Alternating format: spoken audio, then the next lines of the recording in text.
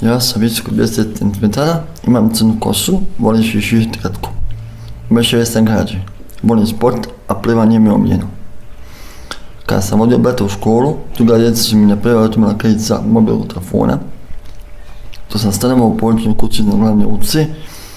Dolazili su moji tadašnji lažni prijatelji i bilo je svakakih neprijatnih situacija.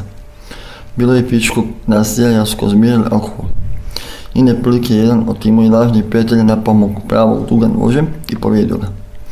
Poslije nekog vremena je došla policija, a ja se osjećao loše. To mi navalo da pokušam promijeniti svoj život na bolje. Kada sam radio sezonski posao, imao situaciju da je jedan radnik govorio da ubrzano radim. To vam bilo vrijedilo, objasnio da to vidi diskriminacije i on to nikad više nije ponovio. Kada sam stigao u zajednicu sa bratom Ismarom, tu sam stekao nove prijatelje.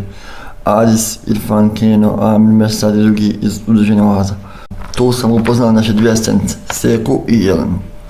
One su me podučile da naučim kuhati, spremati stan, voditi ličnu higijenu.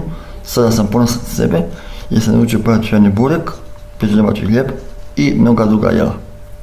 Pored toga sam išao i na predavanje s drugovima i tim podrške smo i na izlete pratili kulturne dešavanja, pozorište i kino, a ismo i da gledamo fudbal i košarku. Ja želim da sve osobe sa intelektualnim teškoćama, ali i ostali građani grada Sarajeva i Bosne i Hercegovine znaju što znači diskriminacija i da se znaju obraniti od nje uz pomoć edukacije, ali da mediji također u tome učestvuju. To je to.